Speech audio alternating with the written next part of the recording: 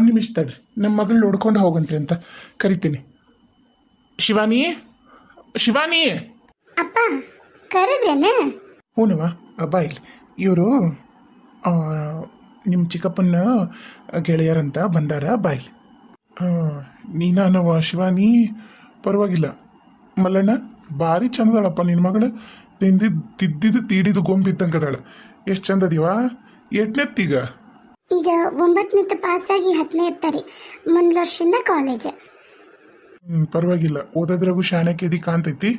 ನುಸ್ತಾ ಓದೋದ ಮಾಡ್ಯಾಳ, ಹೌದಿಲ್ಲ ದೋಸ್ತ? ನಿನಗೆ ಗೊತ್ತಿಲ್ಲದೆ ಇರೋದೇನ? ಈಗಿನ ಮಕ್ಕಳೆಲ್ಲ ಓದೋದ್ರಾಗ ನಂಬರ್ 1 ಬಿಡಪ್ಪ, ಹೇಳಂಗಿಲ್ಲ.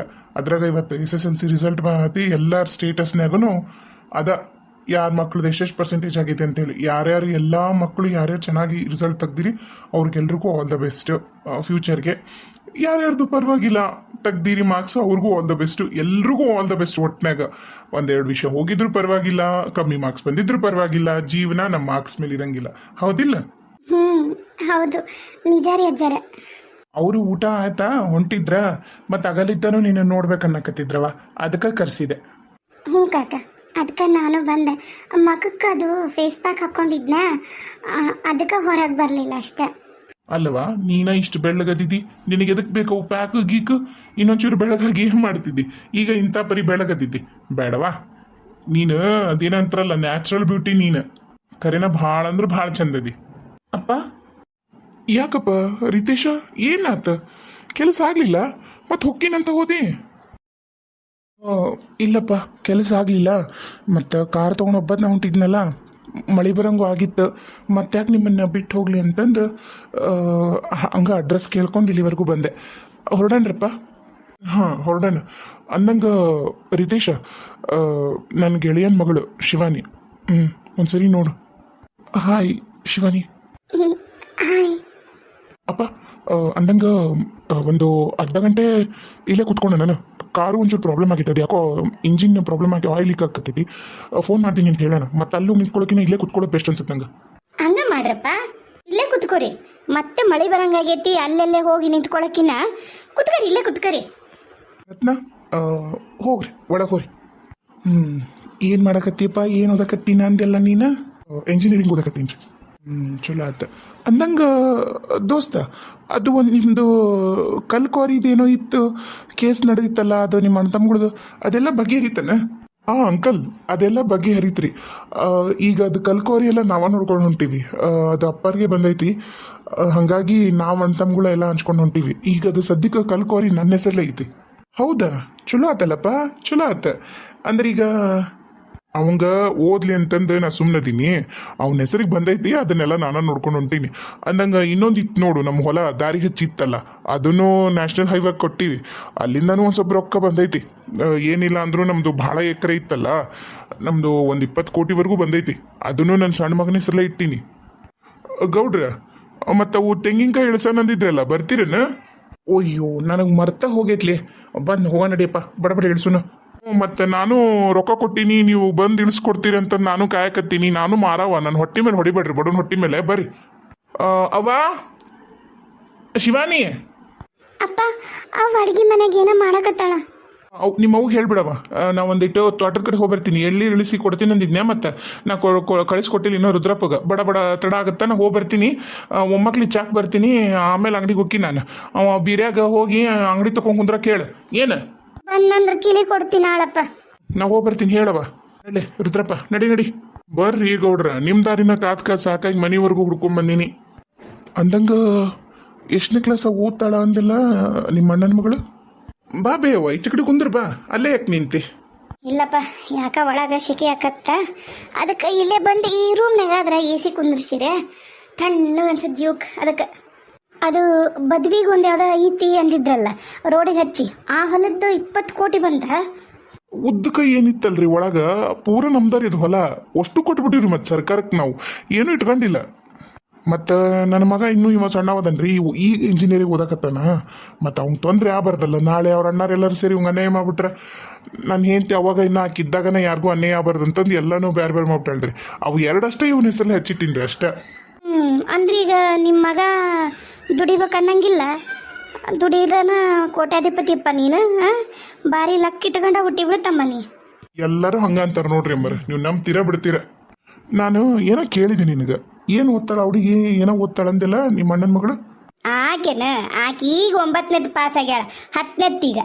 ಇನ್ನು ಆಕಿ ಓದೋದ್ರಾಗಂಕ್ರು ಭಾಳ ಹಿಂದೆ ನಮ್ಮ ಶಿವಾನಿ. ಒಟ್ಟ ಓದೋದಂದ್ರೆ ಆಗೋದಿಲ್ಲ ಆಕಿಗೆ. ಹಿಂಗೆ ತಿರುಗ್ತಾಳ. ಹಿಂಗೆ ಅಡ್ಗೆ ಮನೆ ಇದೇನ್ರ ಒಂಚೂರು ಕಲಿ ಅಂದ್ರೆ ಎಲ್ಲ ಅಡ್ಗೆ ಮಾಡೋದು, ಈ ಸೊತಿ ಬೀಜ ಮಾಡೋದು, ಈ ಮೇಕಪ್ ಮಾಡ್ಕೊಳೋದು, ಇಂಥದ್ರಾಗ ಎಕ್ಸ್ಪರ್ಟ್ ಅದ ಅವಳು. ಓದೋದು ಅಂದ್ಬಿಟ್ಟು ಎಲ್ಲದ್ರಾಗ ಅದ. ಹಾಡು ಕುಣಿತ ಅದನ್ನು ಚಂದ ಮಾಡ್ತಾಳೆ. ದೋಸ್ತ, ಇರೋ ವಿಷಯ ಕೇಳ್ತೀನಿ. ಆಮೇಲೆ ನೀವು ಅಷ್ಟೇ ರೀ, ಬೇಸರ ಮಾಡ್ಕೋಬೇಡ್ರಿ. ಏನು ತಿಳಿದರಾಗಿ ಸಾಲಿ ಕಲ್ತರಾಗಿ ಹಿಂಗೆ ಮಾತಾಡಿದ್ರು ಅಂತ ಅನ್ಕೋಬೇಡ್ರಿ. ಈಗಿನ ಕಾಲನೂ ಹಂಗೈತಿ. ನೀವು ನಂಬ್ತಿರೋ ಬಿಡ್ತಿರೋ, ನನಗಂಕರು ಶಿವಾನಿ ನಮ್ಮ ಮನೆ ಸೊಸಿ ಆಗಕ್ಕೆ ತಕ್ಕಂತಕ್ಕಿ ಅಂತ ಅನ್ಸಕತ್ತೈತಿ. ಅಲ್ಲ, ನಾನು ಈಗ ಮದುವೆ ಮಾಡೋಣಂತ ಅನ್ನಂಗಿಲ್ಲ. ಮದುವೆ ಮಾಡಿದ್ರೆ ತಪ್ಪು ಏನಿಲ್ಲ. ಏನತ್ತೀಪ ಮಲ್ಲಯ್ಯ? ಅದೇ ಹಂಗ್ರಿ, ಈಗಿನ ಕಾಲದಾಗ ಯಾರು 9ನೇತಕ್ಕೆ ಮದುವೆ ಆಕಾರ. ನಾವೆಲ್ಲ ಬಿಡ್ರಿ ಇನ್ನು 12 ವರ್ಷಕ್ಕೆ ಮದುವೆಗಿವು ನಾವು. 12-13 ವರ್ಷಕ್ಕೆಲ್ಲ ನಮ್ಮ ಮಗ ಹುಟ್ಟಿದ್ದ. ಆದ್ರೆ ಈಗ ಕಾಲ ಹಂಗಿಲ್ಲಲ್ರಿ. ಇಲ್ಲಿಲ್ರಿ, ಆಕಿನ ಇನ್ನು ಆಕೆ ಅದ್ರಾಗ ಒಬ್ಬಾಕೆ ಮಗಳು ಎಲ್ಲರ ಮಧ್ಯೆನೂ ಅದ ಒಂದು ಕೂಸು ನಮಗೆ. ಯೋಚನೆನೂ ಮಾಡಿಲ್ಲ ಬಿಡ್ರಿ ಅವರಪ್ಪ, ಅವ್ರ ಕಾಕನೂ ಯೋಚನೆ ಮಾಡಿಲ್ಲ ಕರೆನ. ಯವ್ವ, ಏನ ಯಜಮಾನ ಮನುಷ್ಯಳು ಬಂದು ಕೂತಿದ್ದಿ ಅಂತ ಸುಮ್ಮನದೀನಿ. ನನಗೆ ನಿನ್ನ ಮೇಲೆ ಮಮಕಾರ ಎಷ್ಟೈತಿ ಅದು ನನಗೆ ಗೊತ್ತೈತೆ. ಆದ್ರೆ ಗಂಡ್ಮಕ್ಳು ಮಾತಾಡಿದಾಗ ಅಡ್ಡ ಮಾತಾಡಿದ್ರೆ ನನಗೆ ಸೇರಲ್ಲ. ನಿನಗೆ ಗೊತ್ತೈತೆ ಇಲ್ಲ? ಅಯ್ಯೋ ಮಲ್ಲಯ್ಯ, ಅಮ್ಮರು ಹೇಳಿದ್ದು ತಪ್ಪಲ್ಲ ನೋಡು.